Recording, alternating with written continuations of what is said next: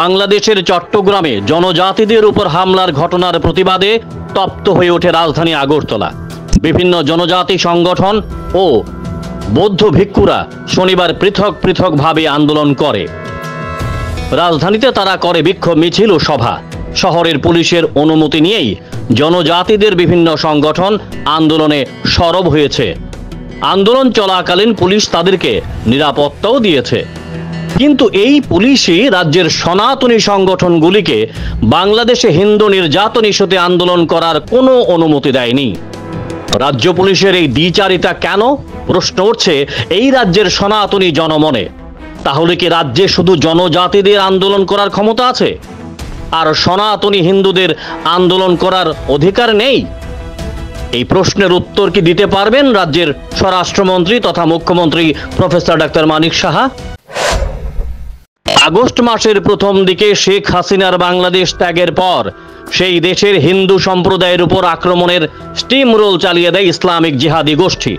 একের পর এক হিন্দুদের বাড়ি ঘরে লুটপাট, ভাঙচুর, অগ্নিসংযোগ, খুন সহ হিন্দু নারীদের অপহরণ ও ধর্ষণের ঘটনা সংঘটিত করে জিহাদিরা।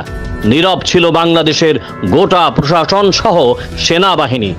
হিন্দুদের মন্দিরে মন্দিরে ভাঙচুর করেছিল বিএনপি জামাত গোষ্ঠী, ভেঙে দিয়েছিল হিন্দু দেবদেবীর মূর্তি।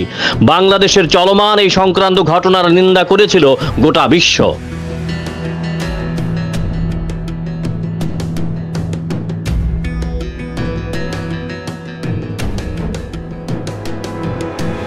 এই সময়ে বাংলাদেশের হিন্দু নির্যাতনের ঘটনার প্রেক্ষিতে আগরতলায় প্রতিবাদ মিছিল করার উদ্যোগ নিয়েছিল সনাতনী বাঙালি সমাজ নামে একটি সংগঠন। গত 12ই আগস্ট দুপুর 12টা থেকে 3টা পর্যন্ত শহরের স্বামী বিবেকানন্দ ময়দানে প্রতিবাদ মিছিল ও সভা করার উদ্যোগ নিয়েছিল এই সনাতনী সংগঠনটি। সেই মোতাবেক সংগঠনের পক্ষ থেকে 9ই আগস্ট মিছিল ও সভার অনুমতি চেয়ে আবেদন করা হয়েছিল পশ্চিম জেলা পুলিশের কাছে।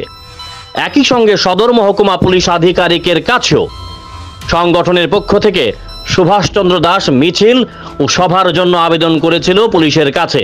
পুলিশ প্রাথমিকভাবে সনাতনী বাঙালি সমাজ নামে সংগঠনটিকে মিছিল ও সভা করার অনুমতি দিয়েছিল। কিন্তু অবাক করার মতো ঘটনা, 11ই আগস্ট রাতে পুলিশ পাল্টা চিঠি দিয়ে জানিয়ে দেয় রাজ্যের সুষ্ঠু আইন শৃঙ্খলার প্রশ্নে স্বামী বিবেকানন্দ ময়দানে সনাতনী বাঙালি সমাজের সভা ও মিছিল বাতিল করা হয়েছে। পরিবর্তে সংগঠনটিকে আগরতলা রেল স্টেশনে সভা করার অনুমতি দেওয়া হয়। সনাতনী বাঙালি সমাজের নেতৃত্বের বক্তব্য, পুলিশের দেওয়া নির্দেশ অনুযায়ী তারা ভেন্যু পরিবর্তন করে নিয়ে যায় আগরতলা রেল স্টেশনে।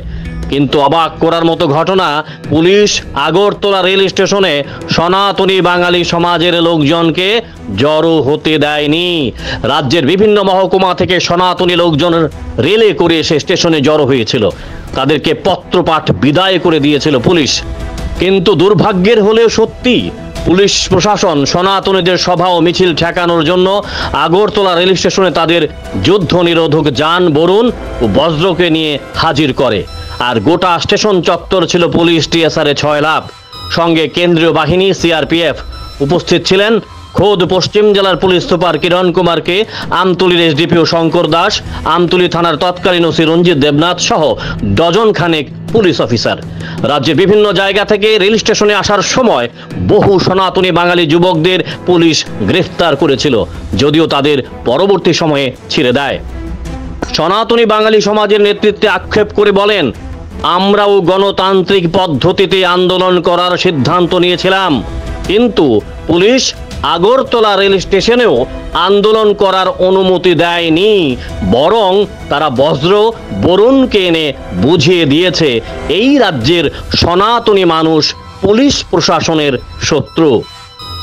এদিন আগরতলা রেল স্টেশনে দাঁড়িয়ে পশ্চিম জেলার পুলিশ সুপার কিরণ কুমারকে সনাতনী বাঙালি সমাজের নেতাদের আশ্বস্ত করে বলেছিলেন, বাংলাদেশ ইস্যুতে কোনো সংগঠনকেই তারা শহরে আন্দোলন করতে অনুমতি দেবে না। কিন্তু কোথায় পুলিশ সুপার কিরণ কুমারের সেই প্রতিশ্রুতি? एक्चुअली कल जैसे आपको पता है कुछ ऑडियो क्लिपिंग्स वायरल हुआ है, उसमें कुछ मिसक्रिएंट्स ऐसे स्प्रेड कर रहे हैं मैसेजेस बांग्लादेश का इशू लेके। तो हम लोग इसमें 2 लोगों को अरेस्ट भी किया है। तो इसलिए माहौल बिगड़ना नहीं चाहिए, इसलिए हम किसी को भी अपनी परमिशन नहीं दे रहे हैं। इसी वजह से अभी जो दलाई से जो टीम आया, हम लोगों ने उनको समझा के वापस भेजा है। और भी मैं सभी को बोलना चाहता हूँ, अभी हम लोग कोई भी परमिशन नहीं देंगे। और अभी सिचुएशन हम लोग देख रहे हैं, अभी कंट्रोल में है। और जो भी ऐसा रॉन्ग मैसेजेस देते हैं, ऑडियो क्लिपिंग्स दे रहे हैं, उनसे ऊपर स्ट्रिक्ट लीगल कार्रवाई चल रहा है। अभी 2 लोग अरेस्ट हो गए और भी अरेस्ट करने के लिए हमारा टीम ऑलरेडी। अभी कोई भी परमिशन नहीं दिया जाएगा? अभी रैली के लिए कोई परमिशन नहीं। বাংলাদেশের চট্টগ্রামে জনজাতিদের উপর হামলার ঘটনার প্রেক্ষিতে শনিবার দিনভর রাজধানীর রাজপথ ছিল বিভিন্ন জনজাতি সংগঠনের দখলে। তারা স্বজাতিদের উপর আক্রমণের ঘটনার তীব্র প্রতিবাদ জানিয়েছেন। এটাই কাম্য, তাদেরকে পুলিশ অনুমতিও দিয়েছে। কিন্তু সনাতনী বাঙালিদের ক্ষেত্রে পুলিশের দ্বিচারিতা নিয়ে সরব হচ্ছে এ রাজ্যের বাঙালি সমাজও। তারাও নামবে পথে, তবে পুলিশের কি করার আছে? শীততাপ নিয়ন্ত্রিত ঘর থেকে মোবাইলে রিং বেজে উঠলে এসপির শরীরও অসাড় হয়ে যায়, এটাই বাস্তব। তাই সনাতনী বাঙালিদের পাশে থাকার জন্য পুলিশ কর্তা ব্যক্তিদের মন চাইলেও রাজনৈতিক দড়ি তাদেরকে টেনে নিয়ে যায় বিপরীত অভিমুখে। সনাতনী বাঙালিদের প্রশ্ন, তাহলে কি ত্রিপুরা রাজ্যে সনাতনীদের ভোটের কোনো প্রয়োজন নেই রাজ্যের প্রধান শাসক দল ভারতীয় জনতা পার্টির?